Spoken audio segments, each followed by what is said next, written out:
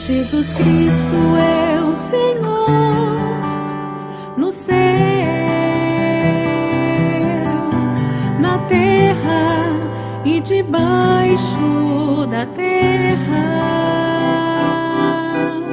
Ele é santo. En el año 15 del imperio de Tiberio César, siendo gobernador de Judea Poncio Pilato, y Herodes tetrarca de Galilea y su hermano Felipe, tetrarca de Iturea y de la provincia de Traconite, y Lisanias tetrarca de Abilinia, y siendo sumos sacerdotes Anás y Caifás, vino palabra de Dios a Juan, hijo de Zacarías, en el desierto. Entonces, si recuerdan, el último sábado estuvimos viendo un poco cómo Juan, de una manera muy magistral, comienza a hablarnos primero que todo en estos pasajes el contexto histórico de la época, ¿no? El contexto político de la época y también el contexto religioso. Y Lucas también nos habla del contexto religioso. Ahora vamos a introducirnos en lo que es el ministerio público de Juan el Bautista. Y bueno, vamos a leer desde el verso 3, que sería como tal ya nuestro tema hoy, cuando Juan es introducido por Lucas. Dice: y él, o sea Juan, fue por toda la región continua el Jordán, predicando el bautismo del arrepentimiento para perdón de pecados, como está escrito en el libro de las palabras del profeta Isaías, que dice: voz que clama en el desierto, preparad el camino del Señor, enderezad sus sendas, todo valle se rellenará y se bajará todo monte y collado. Los caminos torcidos serán enderezados y los caminos ásperos allanados. Y verá toda carne la salvación de Dios. Entonces, bueno, vamos a comenzar a hablar un poco de Juan y el bautismo del arrepentimiento y el mensaje de Juan. Esto es muy importante porque de alguna manera comenzamos ya a introducirnos a lo que es el Evangelio como tal. Y bueno, vamos a tratar de no verlo todo porque el mensaje de Juan es muy amplio. Entonces, asuntos como detalles de lo que es el arrepentimiento, los frutos del arrepentimiento y muchas cosas más, las vamos a encontrar más adelante por las mismas palabras de Juan y el Evangelio. Entonces, hoy quiero hablar especialmente de lo que es el bautismo del arrepentimiento y bueno, la importancia de Juan en relación al Evangelio, al libro como tal. Entonces, es un hecho muy claro, hermanos. Y eso cualquiera que lea las Escrituras con un ojo sencillo se va a dar cuenta que para los evangelistas, para los apóstoles y aún para el mismo Señor Jesús, el comienzo de la historia del Evangelio como tal comienza con el ministerio de Juan. Tanto que todos los evangelistas, antes de hablar del ministerio público y de la enseñanza del Señor Jesús, comienzan con Juan. Pues vamos a ver primero ese asunto de importancia. ¿Y por qué es tan importante para nosotros que comencemos desde el principio, desde donde comienzan las cosas?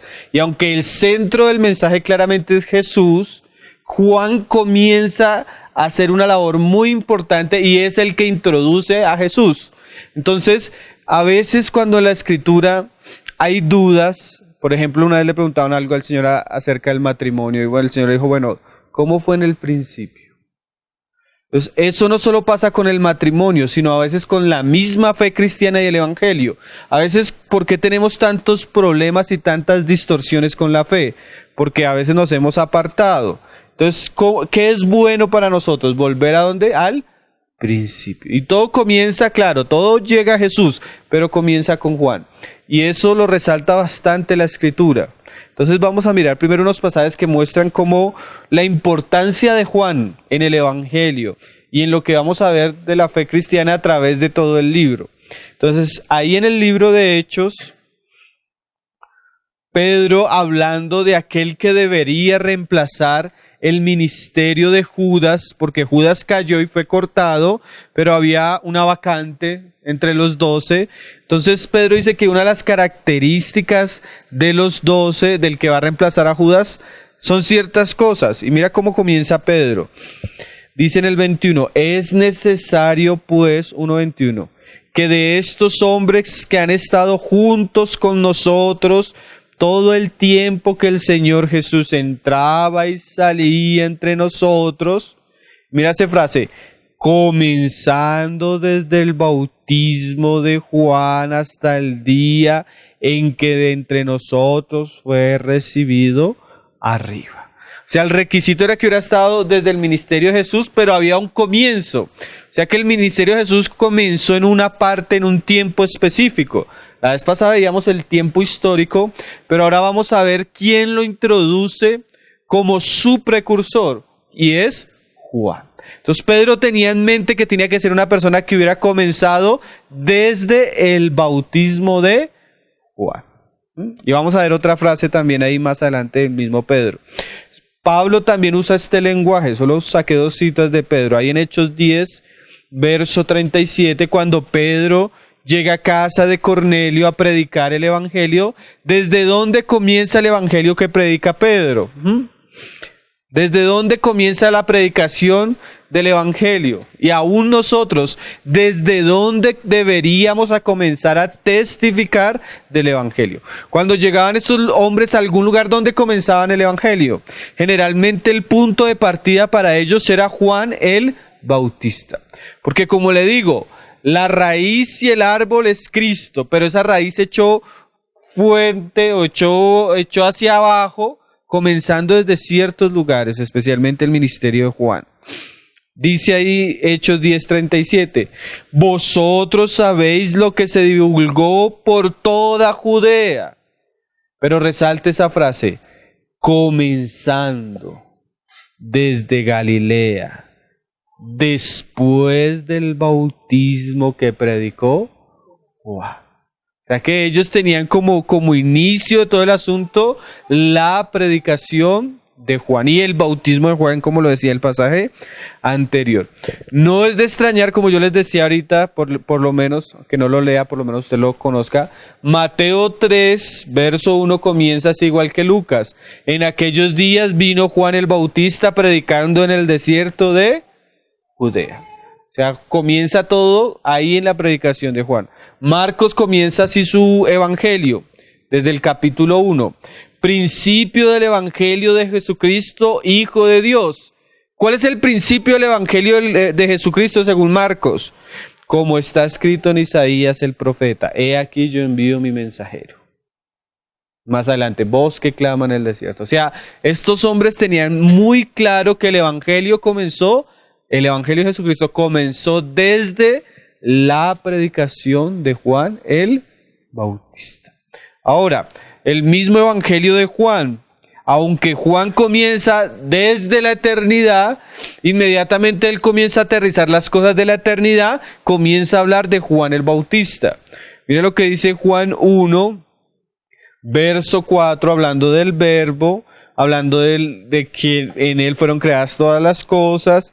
Dice ahí en el verso 4, hablando de Cristo, y dice, en él estaba la vida, y la vida era la luz de los hombres, la luz en las tinieblas resplandece, y las tinieblas no prevalecieron contra ella. Y de una vez entra que, mira, hubo un hombre enviado de Dios, el cual se llamaba Juan. O sea, todos los evangelios, hermanos, introducen el evangelio de Jesucristo primeramente con el ministerio de Juan. Tanto es que Jesús también dijo unas palabras muy importantes ahí en Lucas. Lucas 16, verso 16. ¿Por qué todo se introduce con Juan? ¿Por qué todo comienza con la predicación de Juan en los evangelios? El hermano William Barclay dice unas palabras muy interesantes en relación a esto. Dice, para los evangelistas, especialmente Lucas, que es el que estamos leyendo, él dice, la aparición de Juan el Bautista fue una de las bisagras sobre las cuales la historia cambió. Entonces el hermano muy claramente, aún Jesús lo muestra en este pasaje, Juan fue un punto de inflexión. Juan llega a ser el último profeta del Antiguo Testamento y el precursor del Evangelio. Entonces el punto de Juan es clave. En los evangelios, nomás el hecho de que todos los evangelios comiencen por ahí, nos muestran lo importante que fue Juan para los apóstoles, para los profetas, y no solo para ellos. El mismo Jesús decía así, mira cómo lo dice ahí en Lucas 16, verso 16. La ley y los profetas eran hasta Juan. Y mira ese desde. Desde entonces, el reino de Dios, ¿qué? Es anunciado. Entonces, si ven la bisagra, como dice el hermano William Barker, o sea, Juan fue el último, es como si estuviera cerrando por una parte, pero por otra parte, desde ahí comienza, ¿qué? El evangelio, la predicación del arrepentimiento y del evangelio en Cristo Jesús. Jesús mismo nos muestra que Juan es importante en el fin de la era antigua y en la promesa y el comienzo de la nueva era. Ahora, vamos a leer Juan 1.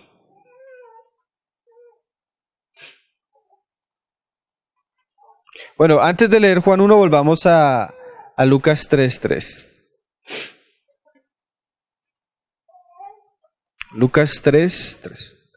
Entonces vamos a comenzar primero aclarando unas cosas.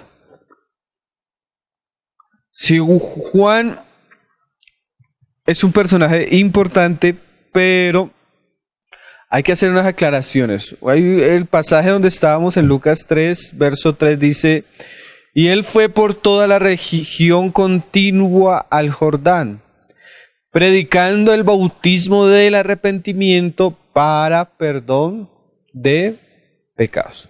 Entonces la primera pregunta es, y que es bueno responderla porque a veces hay algunas líneas que usan estos pasajes para hablar de la salvación relacionada al bautismo, es ese bautismo que predicaba y practicaban aquellos hombres que se arrepentían por la predicación de Juan.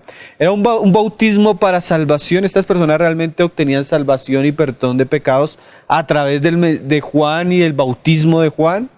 Entonces, quiero comenzar aclarando eso. ¿Por qué? Porque aunque Juan fue muy importante, como vamos a leer, no él era la luz. ¿Sí? Eso es bueno aclararlo.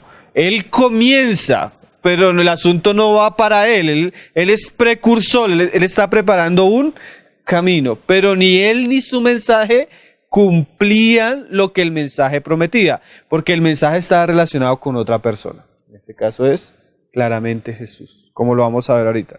Entonces miremos esos pasajes, porque a veces uno se va a encontrar con una discusión en relación a estos temas, y es bueno aclararla, porque hay algunos hermanos que piensan que había salvación a través del bautismo de Juan, por este pasaje. Entonces vamos a leer lo que el Señor, bueno, ahí mismo el verso 4, lo que mismo Juan decía.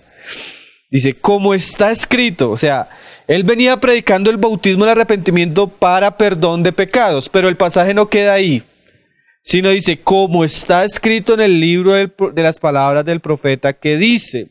O sea, lo que estaba haciendo Juan para perdón de pecados, ya Isaías no lo decía. ¿Y cómo no lo decía Isaías? Voz que clama en el desierto. Pero la función de esa voz, ¿cuál era? Preparar el camino del Señor y enderezar sus sendas. Entonces Juan en sí mismo, aunque fue importante y su predicación cumplió una labor sumamente importante en el Evangelio, como lo vamos a ver ahorita, no era él el Salvador, ni su bautismo traía salvación y perdón de pecados. Lo que hacía él, aún el bautismo que él llevó a cabo con aquellos que venían a oírle, tenía una función y era apuntar hacia Cristo. Sí, eso es muy bueno entenderlo desde un comienzo. Y eso lo explica claramente el mismo Juan, ahí en el Evangelio de Juan, el evangelista o el apóstol. Dice ahí donde leíamos ahorita, Juan 1, verso 6. Hubo un hombre enviado de Dios, el cual se llamaba Juan. Este vino por testimonio, para que diese testimonio de la luz. ¿Quién era la luz? El pasaje anterior ya nos lo habían dicho. Él era la vida, él era la luz de los hombres. Está hablando de Jesús. ¿A fin de qué? De que todos creyesen por él. O sea que Juan vino a dar testimonio de Cristo a fin de que las personas creyeran en Cristo por el testimonio de Juan. Y más adelante el mismo Juan lo explica ahí en el verso 19. ¿Cuál es el testimonio de Juan? Dice ahí el 19, este es el testimonio de Juan. Cuando los judíos enviaron de Jerusalén sacerdotes y levitas para que le preguntasen, ¿tú quién eres? Confesó y no negó, sino confesó, yo no soy el Cristo. Porque como lo vamos a ver, Juan estaba predicando, hermanos, y eso causó un tremendo avivamiento. En la historia de Israel no se había visto el fenómeno que se estaba viendo ahorita con la predicación y el bautismo de Juan. Entonces los judíos comienzan a ver y los religiosos le mandan a preguntar, ¿eres tú el Cristo? Porque ellos esperaban un gran mover de Dios en un momento específico. Y ellos comenzaron a poner la vista en Juan, entonces le preguntan, ¿eres tú? Y él, ¿qué responde? Dice, confesó y no negó, sino confesó, yo no soy el Cristo.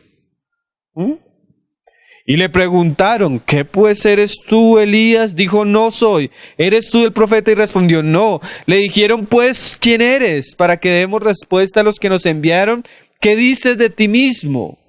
Y él dijo, porque los pasajes que cita Lucas, los pasajes que citan Mateo, aún el mismo Juan los citó de sí mismo. O sea, lo que yo estoy haciendo es el cumplimiento de algo que estaba escrito.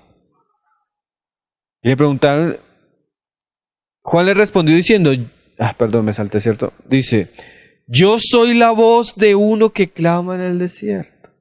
Enderezad el camino al Señor, como dijo el profeta Isaías. O sea, que les estaba diciendo Juan a los fariseos. Esto es muy importante, hermano. Yo no soy, pero si ustedes conocen Isaías, Dios iba a enviar a alguien que le iba a preparar el camino al Señor mismo. O sea, que les estaba diciendo Juan, yo no soy, pero estoy preparándole el camino a otro. Y más adelante él se los vuelve a aclarar. Y le preguntaron, y los que habían sido enviados eran de los fariseos. Y le preguntaron y le dijeron, ¿por qué pues tú bautizas si tú no eres el Cristo, ni Elías, ni el profeta? O sea, ¿cuál es la razón de tu bautismo? Entonces Juan hubiera podido responder, para salvación. Y sí, el bautismo de Juan era para salvación en el sentido, no de que ese bautismo salvara. ¿Saben en qué sentido, hermano? Que ese bautismo, como era de arrepentimiento, tenía como fin preparar el corazón del pueblo para Cristo. ¿Sí lo está entendiendo, hermano? Mira, lo dice más adelante. Juan les respondió diciendo, yo bautizo con agua, mas en medio de vosotros está uno, a quien vosotros no conocéis. Este es el que viene después de mí, el que es antes de mí, del cual yo no soy digno de desatar la correa del calzado. Estas cosas sucedieron en Betabar, al otro lado del Jordán, donde Juan estaba bautizando. Al siguiente día vio Juan a Jesús que venía a él y dijo, acuérdese, bautismo de arrepentimiento para perdón de pecados. ¿A dónde apuntaba el bautismo de Juan? A perdón de pecados. Pero eso no era en el hecho, sino en la persona del Hijo de Dios. Como el Juan mismo nos lo va a explicar acá. Y dijo, he aquí el Cordero de Dios que quita el pecado del mundo. Dice, este es aquel de quien yo dije, después de mí viene un varón, el cual es antes de mí porque era primero que yo, y yo no le conocía, mas para que fuese manifestado a Israel, por esto vine yo bautizando con agua. Es muy claro, ¿no? O sea, yo no vine a bautizarlos para que se salven. Yo vine bautizando, era para que ustedes estuvieran preparados en este que venía después de mí. Este es el que quita el pecado del mundo. Entonces la escritura es muy clara y Juan fue muy claro que su bautismo sí era para perdón de pecados, pero era porque su bautismo tenía como fin apuntar el corazón de los hombres a través del arrepentimiento a Cristo Jesús. Entonces en sí el bautismo no salva, hermano. Ni el de Juan, ni el de que nosotros hoy practicamos como creyentes. El que salva es Cristo. El bautismo es un acto de obediencia para aquellos que han creído en Cristo. Fruto de ser salvo por Cristo. Entonces, si el bautismo del cristiano no salva hoy en día, el que salva es Cristo, mucho menos el bautismo de Juan el Bautista. Él vino predicando y vino bautizando en agua, ¿para qué? Para que éste fuese manifestado a Israel. Y ahí vamos a ver cómo. Pero es importante aclarar ciertas cosas que a veces no se entienden. Ahora, volvamos a Lucas 3. Volvamos a Lucas 3 y ahora vamos a hablar de cuál es la importancia del bautismo y de la predicación de Juan. Porque el bautismo, como la predicación de Juan, tienen un ingrediente principal, que es un ingrediente principal en el ministerio y la obra que cumplía Juan, pero no fue solo un ingrediente principal en el Evangelio de Juan, en el bautismo que él practicó, sino que es un ingrediente que encontramos en Cristo, como lo vamos a leer, es un ingrediente que encontramos en los apóstoles y en la predicación de los apóstoles. ¿Saben cuál es el ingrediente? Bueno, ahí como lo dice en Lucas 3:3. Y él fue por toda la región contigua al Jordán, predicando el bautismo del arrepentimiento. O sea, el bautismo de Juan era conocido porque era el bautismo ¿de qué? Del arrepentimiento. Y no solo el bautismo de Juan, sino la predicación de Juan también. Vayan a Marcos 1, ahí lo podemos ver en todos los evangelios. Este era como el ítem principal del ministerio de Juan. No solo era un asunto de bautismo de arrepentimiento, sino era un asunto de bautismo de arrepentimiento porque la predicación de Juan era acerca del arrepentimiento. Ahí lo dice Marcos 1, verso 4. Dice, bautizaba Juan en el desierto y predicaba el bautismo de arrepentimiento para perdón de pecados. O sea, tanto el bautismo era de arrepentimiento como la predicación era acerca del arrepentimiento. Mateo también nos lo dice. Léalo en Mateo 3, verso 1. Como le dije, hoy no vamos a entrar muy profundo al asunto porque Juan lo va a entrar más adelante. Pero sí por lo menos ya ir viendo por la palabra que era, cómo fue el ministerio de Juan.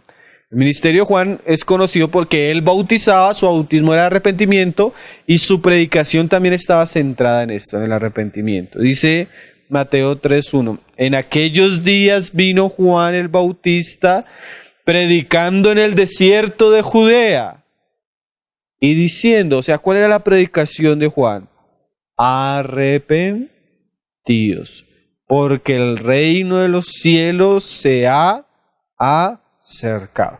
Entonces, el Evangelio, el comienzo del Evangelio de Jesucristo está saturado de una palabra que es arrepentimiento. Aún, esta palabra se encuentra siempre al comienzo de todos los asuntos.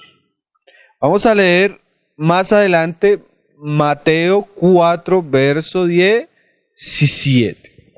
Vamos a ver cómo esa palabra es muy recurrente, no solo en el ministerio de Juan, sino también en el ministerio de Jesús, en el ministerio de los apóstoles.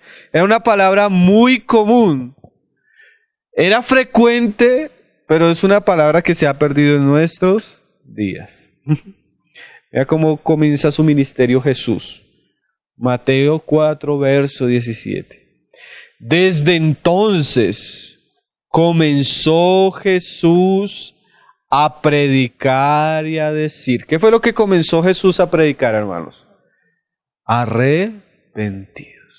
Esa es la raíz del Evangelio, hermano. Jesús no comenzó a decir ni siquiera crean en el Evangelio, sino que Jesús comenzó a hablar ¿qué? Arrepentidos. Vamos a ver que esa fue la primera predicación también que hicieron los apóstoles. Más adelante, Marcos 6, verso 12. Dice, ellos fueron enviados por el Señor Jesús a predicar. Y dice, y saliendo predicaban que los hombres se arrepintiesen. Esto es muy interesante, hermanos. Si nosotros tuviéramos que salir a predicar, ¿qué predicaríamos?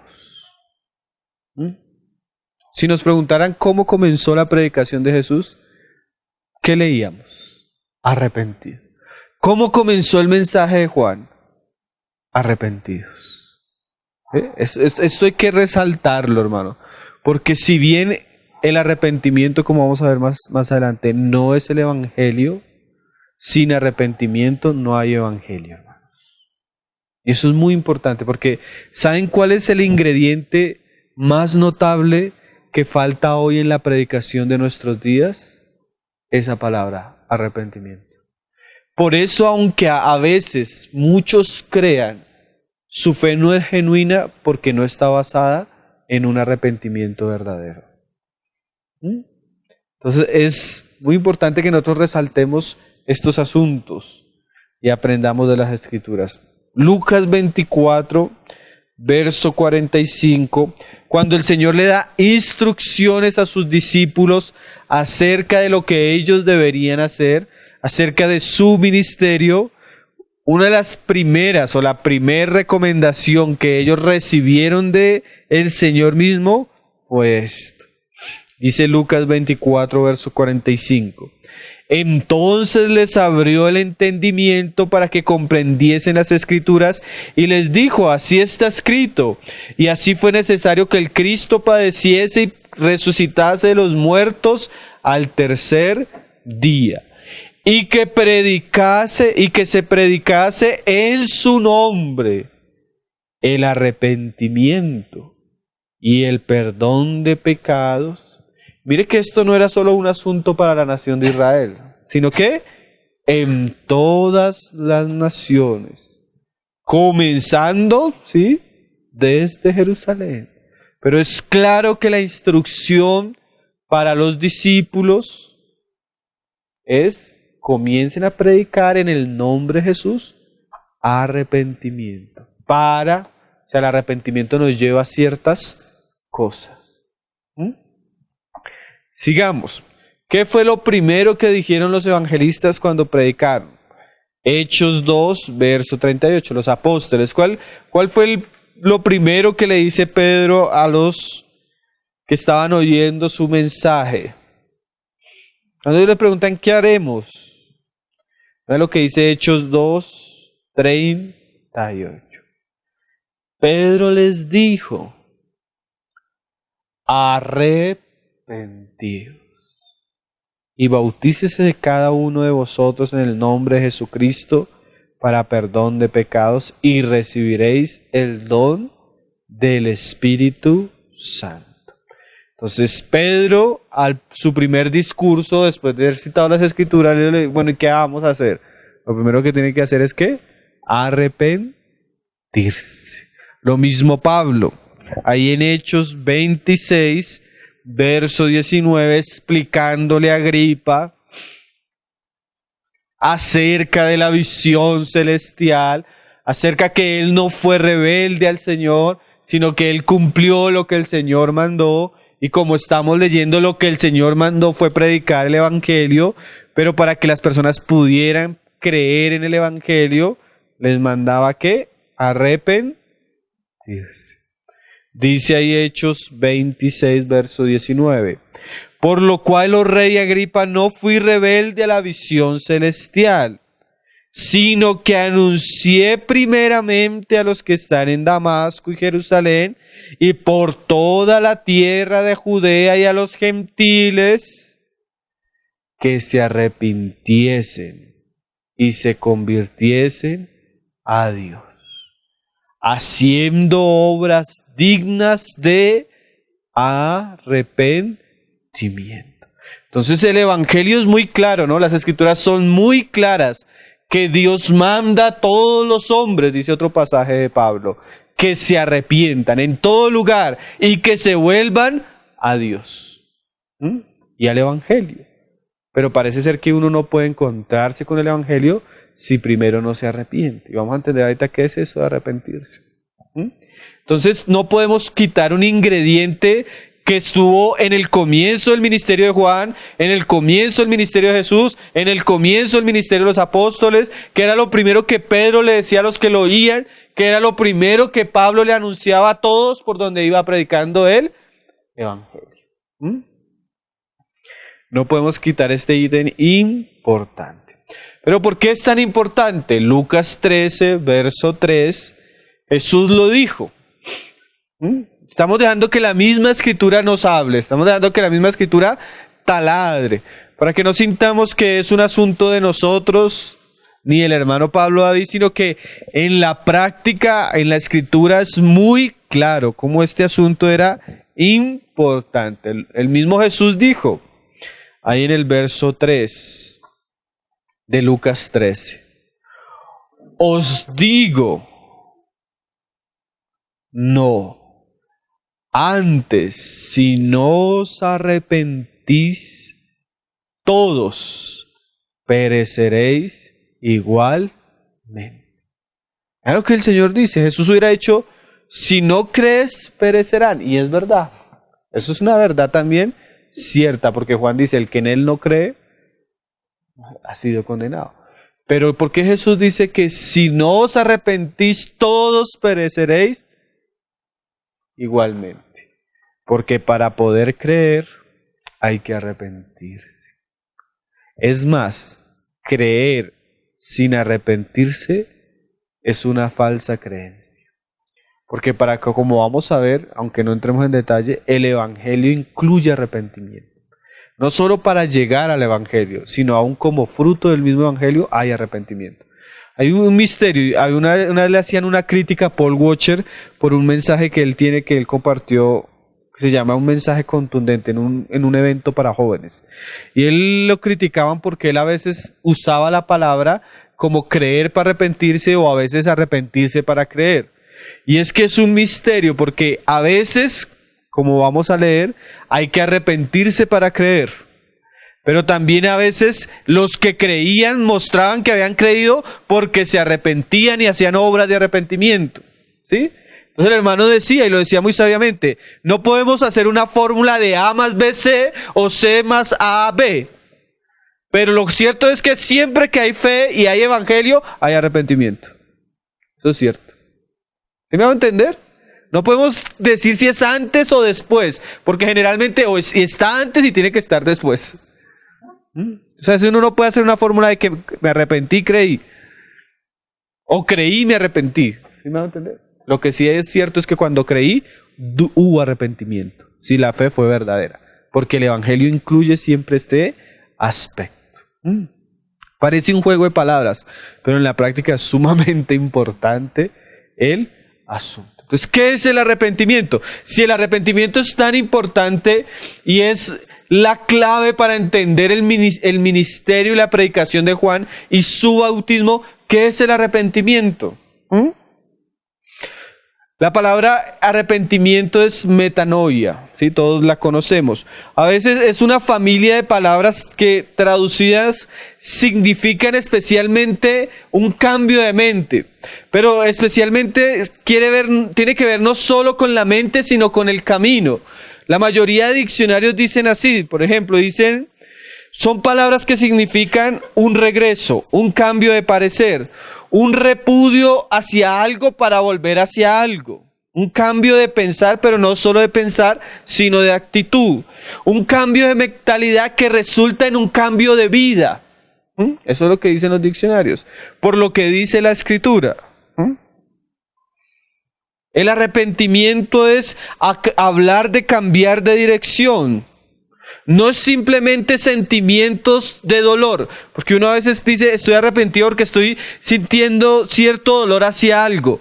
No, la palabra como tal implica un volverse de eso, de ese algo que estoy sintiendo que está mal. Entonces, el evangelio de Juan o la predicación de Juan tenía como fin mostrarle a los judíos que el camino que estaban llevando estaba mal. Entonces, que tenían que devolverse de ese camino en respuesta a aquel que los estaba llamando.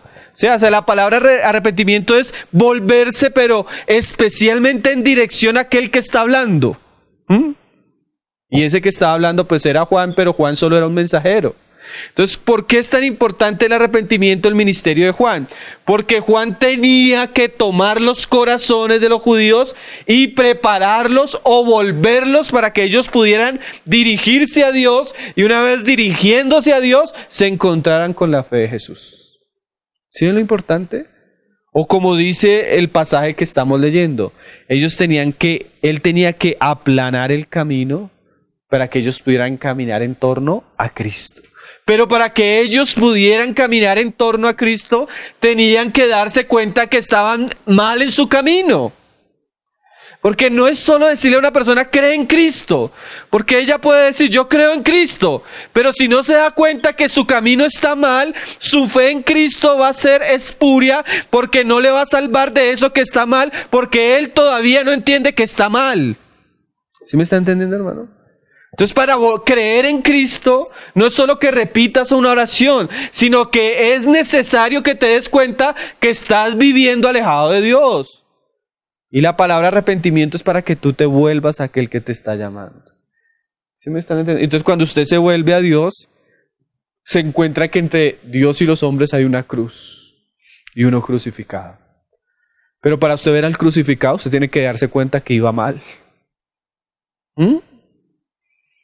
Ahí es lo importante de la palabra bautismo, arrepentimiento. Y del ministerio que está cumpliendo Juan. Mira lo tremendo, como leíamos, ahí en Lucas 3, verso 4.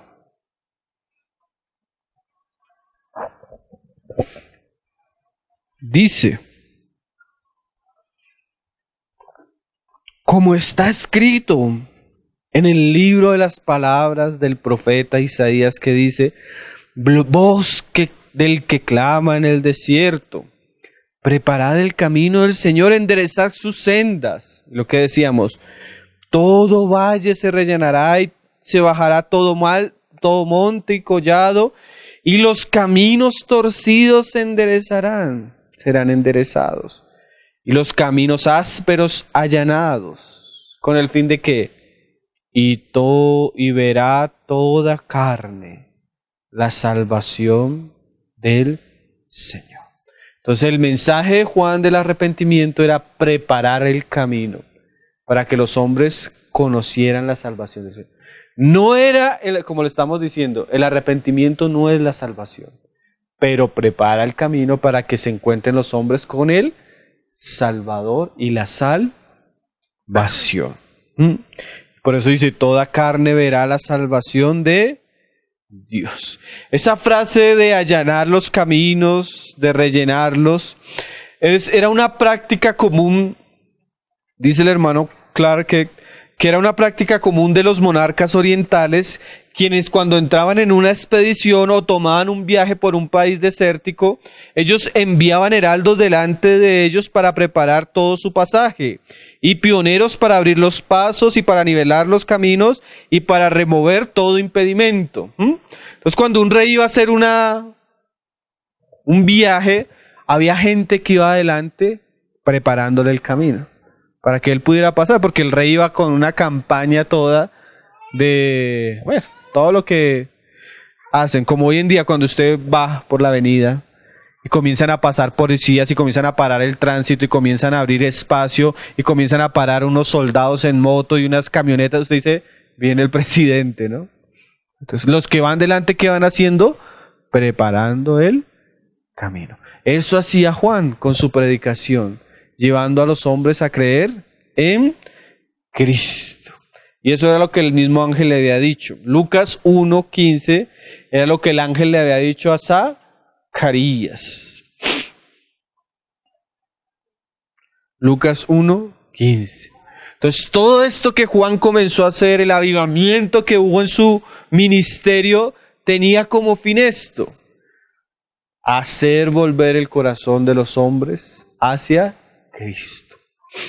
Lucas 1:15 dice, hablándole el ángel a Zacarías: porque será grande delante de Dios, no beberá vino ni sidra, y será lleno del Espíritu Santo, aún desde el vientre de su madre, y hará que muchos de los hijos de Israel se conviertan al Señor, Dios de ellos.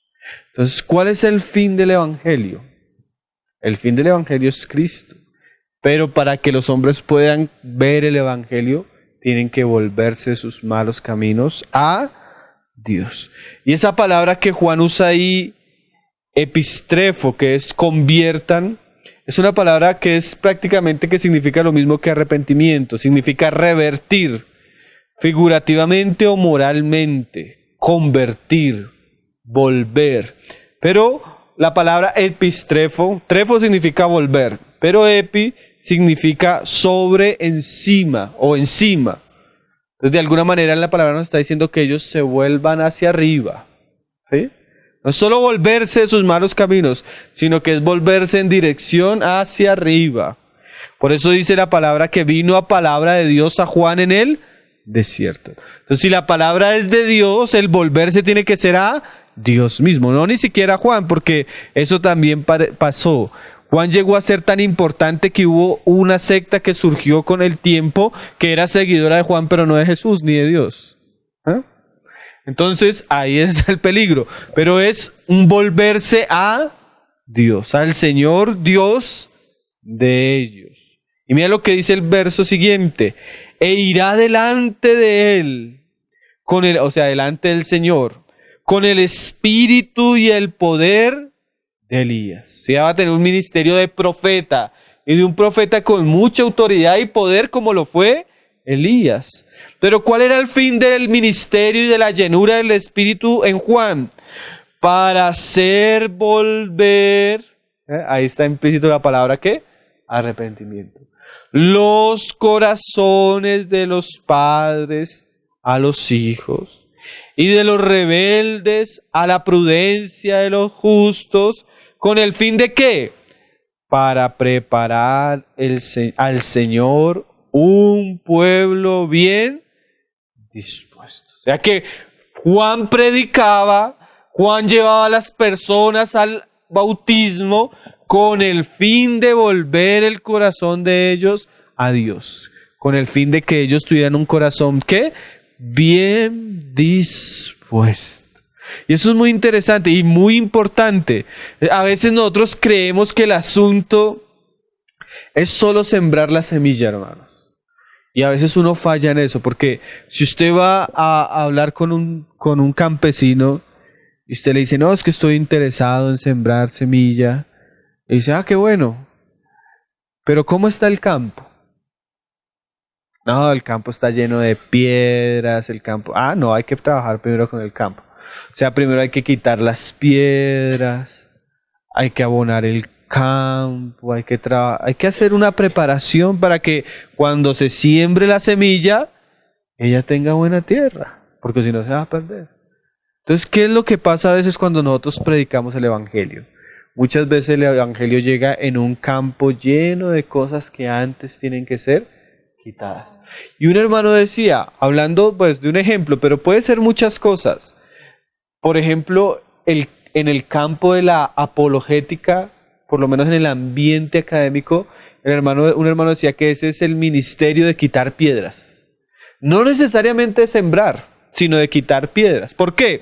Porque si usted tiene en su corazón y en su mente una serie de pensamientos contra Dios, científicos, en los cuales usted lleva años pensando que es así, si a usted le llegan a hablar de un aspecto de fe en Jesús, en la cruz, usted dice, eso es para gente ignorante, porque es que yo he llevado estudiando 20 años y la ciencia muestra que Dios no existe, los milagros son imposibles. Pero entonces llega el apologista y comienza a desenmascarar el engaño de toda esa ciencia. Comienza a mostrar a las personas que a través de la ciencia sí se puede ver que existe un Dios, que sí hay un diseño perfecto en el universo, y no solo en los aspectos grandes y poderosos del universo, sino aún en los aspectos sencillos como la célula del hombre. Entonces el ateo, cuando comienza a ver toda esa información, él no se va a convertir por esa información, hermano. Porque hay ateos que han llegado al punto, como llegó Einstein, al punto de decir, oiga, si este universo, la física me demuestra que debe haber alguien detrás del universo. ¿Qué hizo ese conocimiento que él tuvo de la ciencia? Lo llegó a pensar que debe haber un Dios. Pero aún así él no creyó. Pero ese pensamiento que Dios le permitió, o sea, ese descubrimiento de Dios en la creación, quitó una serie de paradigmas y de engaños que él antes tenía como ateo. Si no sabemos, porque eso sí no lo sabemos, si Einstein hubiera escuchado el Evangelio, Einstein hubiera podido creer en Cristo. Pero antes de él haber creído en Cristo, debía haber sido quitado ciertas cosas. Y eso es muy importante. A veces antes de creer en el Evangelio, Dios necesita quitar ciertas cosas para que nos volvamos a Él. A Él. Por eso a veces es bueno, antes de predicarle a una persona, hacerle ver su condición. ¿Por qué? Jesús un día estaba hablando con la mujer samaritana. Y él comienza a hablarle y ella comienza a darse cuenta que él no era cualquiera, que él era un profeta. Cuando ella comienza a ver que él era un profeta, ¿qué fue lo primero que Jesús le dijo a ella después? Ve y trae a tu marido. Y ella dijo, no, Señor, es que no tengo marido. Jesús comenzó a quitarle la piedra. ¿Cuál era la piedra que ella tenía? El pecado. Dijo, mira, cierto has dicho. 5 maridos has tenido, y el que ahora tienes no es tu marido. Y ella, me parece que eres profeta. ¿Qué hizo el Señor con la mujer? Le mostró su condición para después hablarle quién era realmente. Entonces, a veces, si yo hago a una persona solo creer sin que esa persona entienda cuál es su condición, no va a entender ni siquiera el valor de la salvación que ella va a recibir por la fe en Cristo. Entonces Juan comienza un ministerio muy fuerte, lleno del Espíritu Santo, primeramente mostrándole la condición a los que lo oían para que ellos se volvieran a Dios y así encontraran la salvación. Y fue muy efectivo, hermanos. Fue tremendamente efectivo. Juan no fue como los predicadores de ahora. Porque a los predicadores de ahora hoy les interesa son las cifras. Que muchos se conviertan, que cuando ellos digan, hice una campaña, 5,000, 3,000, repitieron una oración. A Juan no le interesa tanto que cuando algunos venían con una condición como no muy clara de arrepentimiento de una vez, los señalaba, ¿sí? Los señalaba muy seriamente. Nosotros lo vamos a leer después, hoy no alcanzamos. Pero era eso que nos mostraba que a Juan no le interesaba el falso convertido. Juan quería personas que verdaderamente estuvieran volviendo a Dios con todas las evidencias que eso requiere.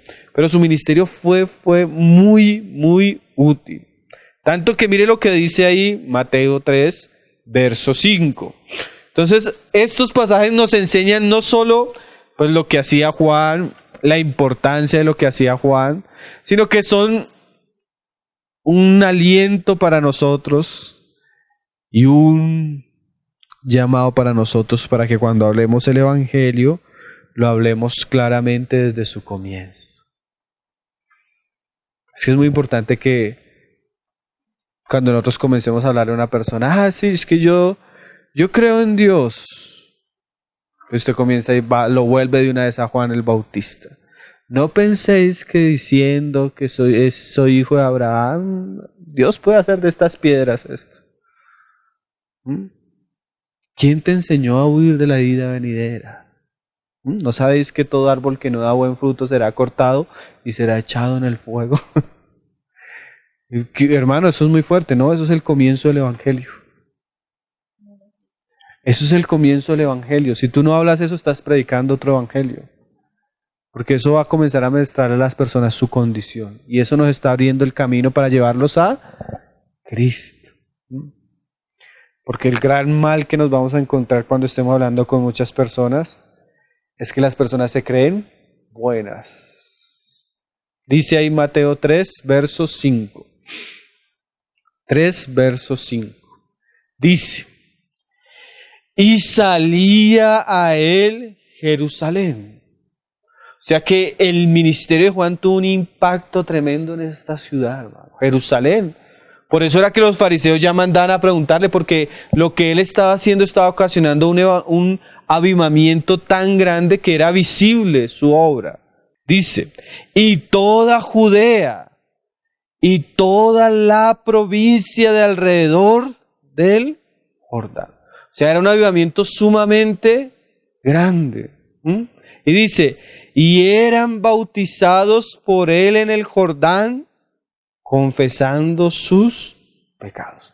O sea que todos estos que venían estaban volviéndose a Dios, y no solo eso, lo hacían públicamente. Ahorita vamos a ver lo que era el bautismo para estos judíos, que no era una figura nueva.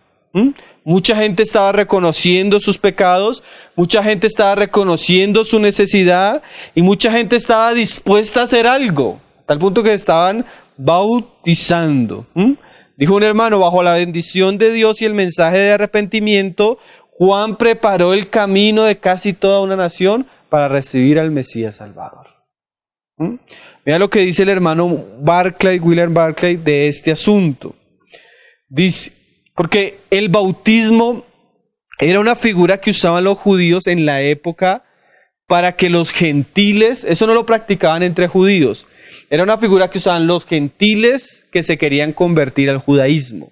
Entonces, como el judío era santo, era el pueblo de Dios, no practicaba esto. Esto lo hacían eran los paganos, los impíos, los que ellos llamaban goín, los cerdos, así le llamaban ellos a los gentiles. Entonces, si tú te quieres convertir, tienes que hacerte un lavamiento completo. Eres tan malo que necesitas, porque el asunto del lavamiento en la ley era el lavamiento a veces de las manos. Cuando el sacerdote iba a entrar del atrio al lugar santísimo, ¿se acuerdan?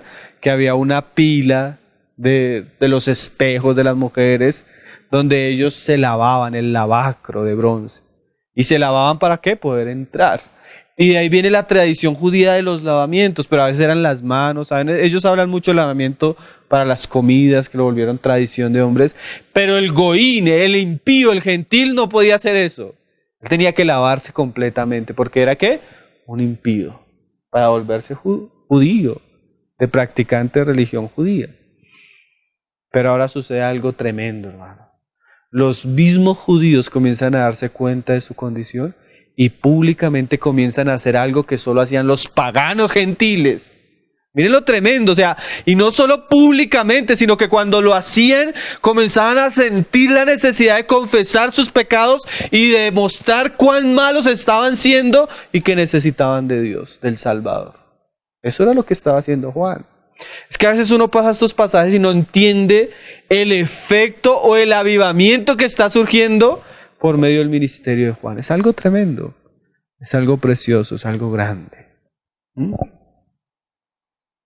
Dice el hermano Barclay: nunca antes había habido un movimiento nacional tan único de penitencia y de búsqueda de Dios en Israel. Tremendo, ¿no? Dice: por primera vez en la historia nacional de los judíos reconocían su propio pecado y su propia necesidad clamorosa de Dios. Es tanto ese avivamiento, hermano, que aun cuando usted estudia por lo menos la literatura de Flavio Josefo, que es un historiador judío, él habla mucho más de lo que hizo Juan el Bautista aún que lo que hizo Jesús. Tiene muchas más referencias a Juan el Bautista. Eso fue algo tremendo entre los judíos, hermano. La verdad es que a veces no ven el objetivo, pero fue algo. Mire, tanto fue lo que hizo Juan, que mira como Jesús dice ahí en Juan 4:35. ¿no decís vosotros aún faltan 4 meses para que llegue la siega? He aquí os digo, alzad vuestros ojos y mirad los campos, porque ya están blancos para la siega. Mira lo que ellos le dice el Señor a los discípulos. Ustedes piensan que todavía falta tiempo. ¿No ven? Ya los campos están listos para la siega. O sea, ¿qué quiere decir eso? Que ya había habido un trabajo y que lo que se esperaba era recoger el fruto de ese trabajo. Eso es lo que le está diciendo el Señor a los discípulos. Miren, ya hay un trabajo y ahora hay que recoger el fruto de ese trabajo. ¿Y de qué está hablando el Señor? Dice, y el que siega recibe salario y recoge fruto para vida eterna. Pero el que siembra goce juntamente con el que siega, porque en esto es verdadero el dicho, uno es el que siembra y otro es el que siega. Yo os he enviado a segar, o sea, ustedes van a ir a segar lo que vosotros no labrasteis. Otros labraron y vosotros habéis entrado en sus labor. ¿Qué está diciendo Jesús? Ustedes no comenzaron, ni siquiera los apóstoles comenzaron. Otros ya comenzaron. Y ustedes van a entrar en los trabajos de otros. ¿Quiénes especialmente en ese tiempo, quiénes estaban trabajando? ¿O quién estaba trabajando? Juan. Y ellos iban a entrar a trabajar en una nación primeramente, donde Dios ya había comenzado a trabajar en el corazón de los hombres. O sea, por eso esos pasajes que comienzan con el ministerio de Juan no son casualidad. Dios ya está obrando en la nación, preparando el corazón a través de un hombre lleno del Espíritu, con un mensaje eficaz y efectivo. Y eso es lo importante no solo de la predicación de Juan, sino la importancia de que él hiciera públicamente los bautismos de arrepentimiento, o el bautismo de arrepentimiento. Porque como le decía, para los judíos hacer esto públicamente era reconocer que estaban lejos de Dios y que debían volverse a Dios. Por eso los que lo hacían sin conciencia de esto eran reprendidos por Juan, como lo vamos a estudiar más adelante. Pero realmente lo que quería mostrar Juan era cómo ellos estaban lejos de Dios y tenían que volverse a Él o arrepentirse. Entonces el bautismo, como dice un hermano, dice, el bautismo en esa época por un judío era una señal de un arrepentimiento humilde y una nueva dedicación a Dios.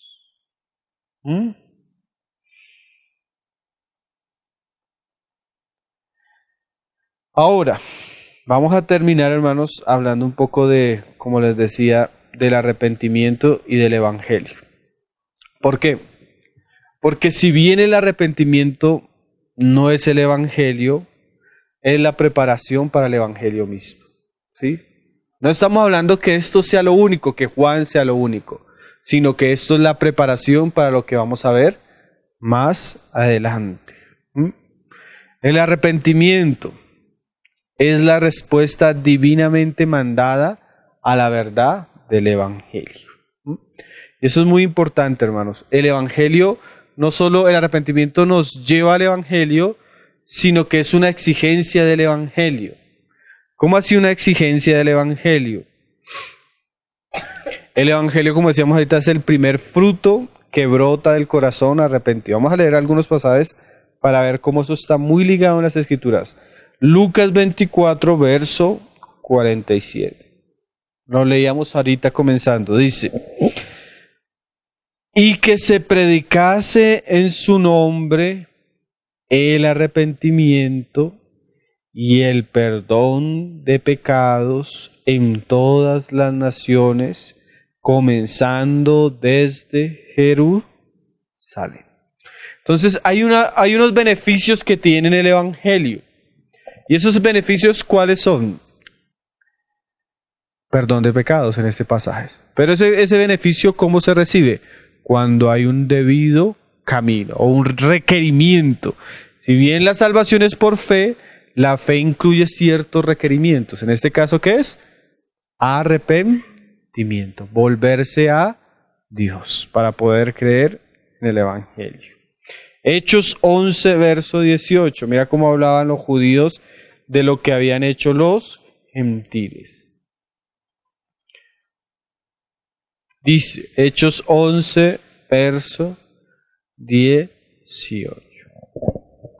Dice, entonces oídas estas cosas, callaron y glorificaron a Dios diciendo. O sea, ¿quiénes están oyendo? Los judíos de Jerusalén que se han arrepentido al Evangelio, que al escuchar cómo los gentiles se arrepintieron al Evangelio de lo que Pedro había predicado, ellos comenzaron a ir, porque se acuerdan que el pasaje es que los judíos le están recriminando a Pedro porque entró en casa de gentiles.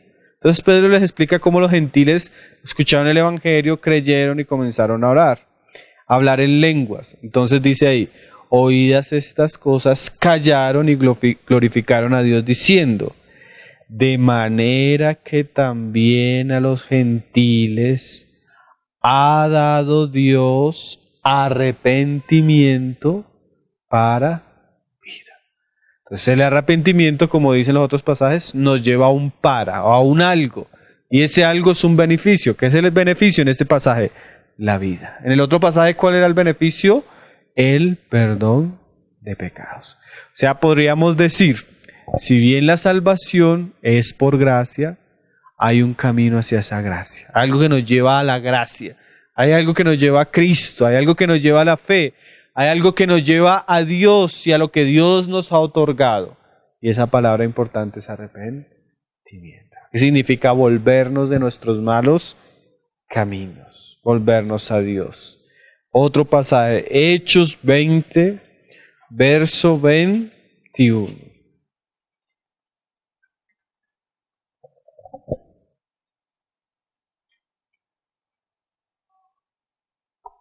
Como dijo otro hermano, el arrepentimiento es la condición ideal a la que llega el hombre antes de encontrarse con el Evangelio. Condición ideal de verse perdido, volver su mirada a Dios. Dice, testificando a judíos, lo leíamos ahorita, y a gentiles, acerca del arrepentimiento para con Dios. Pero mire que Pablo hace una aclaración como si fueran dos asuntos diferentes. Arrepentimiento para con Dios, o sea, volverme a Dios. Y cuando yo me vuelvo a Dios y tengo el corazón listo para escuchar lo que Dios tiene que decirme, ¿qué me va a mostrar Dios? Dice ahí, y de la fe en nuestro Señor Jesucristo. Aunque son dos cosas diferentes aparentemente, el arrepentimiento para volverme a Dios y la fe en Jesucristo, es claro que yo no puedo llegar a la fe en Jesucristo si primeramente no me he arrepentido y no he vuelto a Dios. ¿Sí? Son cosas muy claras y muy importantes en las Escrituras. Más adelante, pues vamos a leer del mismo Juan el Bautista, cuál era el color de un verdadero arrepentimiento, qué esperaba Juan de aquellos judíos que públicamente se sumergían a las aguas mostrando que estaban volviéndose a Dios y al mensaje que Juan estaba anunciando. Y vamos a ver, bueno, cómo hasta a veces los impíos aparentemente se arrepienten. Pero la Biblia nos habla de evidencias y señales claras de un genuino arrepentimiento. Si bien eso no es el Evangelio ni es para salvación, si no hay arrepentimiento para con Dios, seguramente tampoco hay fe en Jesucristo. Entonces a veces debemos preguntarle a la persona, ¿has creído en Jesucristo? Sí. ¿Y por qué no hay cambio en tu vida si para poder creer en Jesucristo debiste haber arrepentido? O sea, debiste haber abandonado tu pecado. Debiste haber abandonado tus malos caminos. ¿En cuál Jesucristo has creído? Porque para poder creer verdaderamente en Cristo tienes que ver tu condición. Entonces nunca podemos desligar estas cosas porque, como les decía al comienzo, estas son las raíces del Evangelio. Ahí comienza todo, ¿no? Desde la predicación de Juan acerca del arrepentimiento y el bautismo. Entonces vamos a tener más sábados donde vamos a entrar más en detalle porque vamos a seguir leyendo las palabras que Juan sigue diciendo ahí en Lucas, pero quería por lo menos dejar algunas cosas claras y ver la importancia del asunto en relación a lo que vamos a ver en todo el libro. Y acuérdese, hermano, que esto no solo lo enseñó Juan, Jesús fue lo primero que enseñó también, los apóstoles lo primero que enseñó. Y es lo que nosotros deberíamos hablar a todos aquellos que realmente el Señor nos permita hablar. Hay algunos hermanos que malentienden esa frase que Pablo dice más adelante, que aún el arrepentimiento es un don de Dios. Los calvinistas, si usted ha escuchado a los calvinistas hablar, dicen esto, que la fe es un don de Dios, así como el arrepentimiento. Entonces, que ningún hombre se podría arrepentir en creer si Dios no le concede fe o le concede arrepentimiento. Como si la salvación no fuera la respuesta del Evangelio, sino una determinación de Dios. ¿Qué quiere decir? Dios determinó a unos para ser salvos, entonces a usted le dio arrepentimiento, a usted fe, y a usted no. Pero entonces ponen todo el peso de la balanza en la soberanía de Dios. Pero, ¿cuál es la clave? Dios nos dio fe y arrepentimiento por medio de la predicación. ¿Qué quiere decir? Que ellos no se arrepintieron porque sí, hermano. Ellos se arrepintieron porque hubo una voz en el desierto que habló una y otra vez, lleno del Espíritu Santo, mandándoles que cambiasen sus caminos. Y al oír que esa palabra produjo algo en los que creyeron. Entonces, por un lado, sí, el arrepentimiento proviene de Dios. ¿Por qué? Porque Dios nos mandó al profeta y nos dio el mensaje. Pero también es un asunto de responsabilidad en el hombre, porque el hombre responde al mensaje creyendo o endureciéndose. Ahí está el equilibrio de la balanza, que a veces algunos hermanos no tienen. Entonces, sí es un don de Dios, pero el don de Dios viene por medio de la predicación de su profeta. El mismo profeta nos va a decir cómo algunos creían y otros endurecían, o cómo algunos hacían apariencia de que creían, pero era una simple religión vana, ¿sí? Porque también cuando, como decíamos, hay un avivamiento, es muy común que lleguen personas al avivamiento sin una realidad genuina en su interior, ¿sí? Por ejemplo, usted vive en una ciudad y usted tiene 50 amigos y de esos 50 amigos 40 están yéndose a bautizar con Juan el Bautista. Usted tal vez por curiosidad o por el asunto del momento lo hace sin convicción, ¿no? Que eso es lo que vamos a ver más adelante. La Escritura no solo nos deja en el hecho, sino como para ellos era importante que el hecho tuviera evidencias internas y externas en los que lo oían. Eso es lo que debemos esperar nosotros de los que dicen que han creído en Cristo. Evidencias internas y externas. Por sus frutos, el mismo Juan nos dice. Los conoceréis. Entonces, bueno, comenzamos ya hablando de Juan y comenzamos ya en el principio del Evangelio como tal, en la predicación de Juan. Y bueno, el Señor nos ayude también para examinar un poco el cristianismo que nosotros tenemos. Es muy cierto que sin este ingrediente vamos a encontrar mucha falsedad en los que siguen al Señor. El Señor nos guarde y nos ayude. Amén. Padre, en el nombre de tu Hijo Jesús, te damos gracias, Señor. Te pedimos que tú nos ayudes, Señor. Nos ayudes en la consideración de tu palabra, Señor. Y nos ayudes en el meditarla, Señor, para que podamos entenderla a la luz tuya, Señor. Te damos gracias, Señor, porque tú has sido bueno a través de este tiempo y nos vas llevando, Señor, como decía Pablo, de gloria en gloria, Señor. Así como Isaías y así como los profetas, aún Jeremías cuando veía tu río, Señor. Ezequiel cuando veía el río, Señor.